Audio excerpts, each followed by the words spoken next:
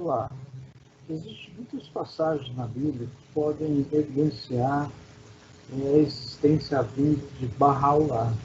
Porém, uma em especial eu gostaria de apresentar a vocês agora,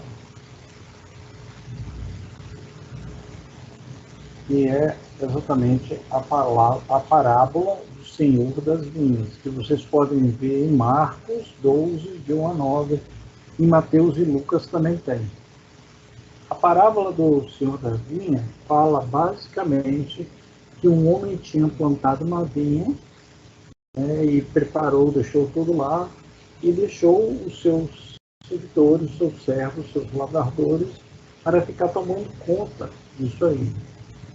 E aí, depois de algum tempo, ele volta, depois de algum tempo, ele manda um dos seus servos para olhar como está a vinha. E esse servo é apedrejado por essas pessoas que tomavam conta. E aí o senhor da vinha caminha um outro, mas eles matam esse outro.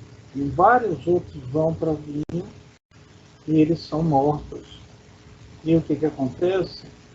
O senhor da vinha resolve mandar o seu próprio filho. E, da mesma maneira, aqueles que estavam lá temendo perder aquilo que eles tinham plantado, matam também o filho. O que o senhor da vinha diz? Então, é necessário que eu vá para dar um jeito nessa situação que está acontecendo. Essa parábola da vinha tem alguns símbolos que são muito aceitos dentro da comunidade cristã. Primeira coisa, foram que Marcos, Lucas e Mateus, vendo as três visões, que são as visões sinóticas, o sacerdote do Sinédrio, que são a corte de juízes judeus, achavam que essa parábola era para eles, não é à toa que condenaram a Cristo. Porém, ele tem uma outra interpretação muito comum, aceita dentro do mundo cristão. Era comum que naquela época os lavradores cuidassem da propriedade de um proprietário. E quando ele voltasse, eles poderiam ter direito à terra. Só que eles temiam herdeiros, porque eles podiam perder esse direito. Então a situação, o contexto era esse. Algumas palavras que foram usadas na parábola, por exemplo, vinha, segundo Isaías 5, pode significar Israel, que é a terra prometida, ou aliança, que é um acordo que Deus faz com a humanidade, falando que ele nunca abandonaria a sociedade ou os seus filhos. A produção do vinho são os bens produzidos, como, por exemplo, a bondade. Ou ela também pode ser o próprio povo.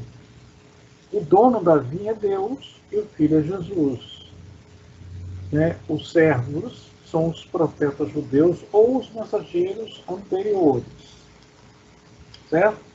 Então, Deus, o proprietário, envia repetidamente seus profetas, seus mensageiros, para recolher o que é devido, as uvas, que são um símbolo do bem.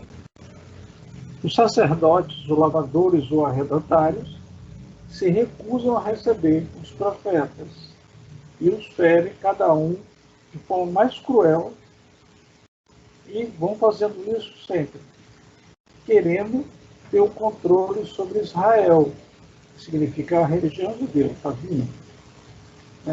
Quando finalmente eles matam o filho do próprio Deus, no caso de Jesus, que é o proprietário, porque eles queriam continuar com o poder sobre a religião. Certo? E aí o que o senhor da vinha faz?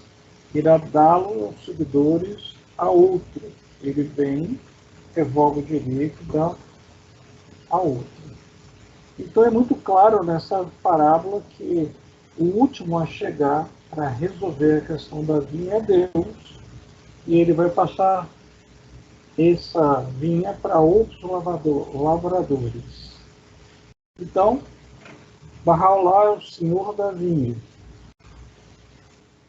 Por que Bahá'u'lláh é o senhor da vinha? Porque ele é um dos descendentes de Abraão na árvore genealógica que tem Jesus, que tem Moisés, que tem Zoroastro, e tem Maomé também, o Babi, chegando até Bahá'u'lláh, que ele é um membro da família. Então, um dos pontos que foi colocado, a vinha como aliança, isso dá em Bahá'u'lláh. Outro ponto é que Bahá'u'lláh, sem ser por sua vontade própria, sendo aprisionado e exilado, foi ser sepultado, passou o último dia da sua vida em Haifa, Israel, no Monte Carmelo.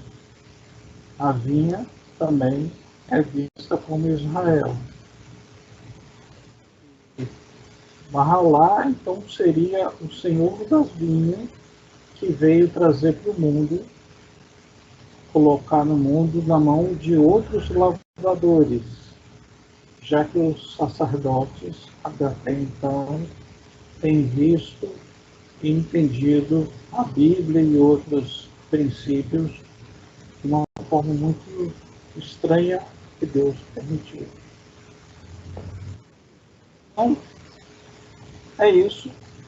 Essa profecia do Senhor da Vinha, se for aprofundada, vocês vão poder ver que realmente se confirma com a vinda de Bahá'u'lláh.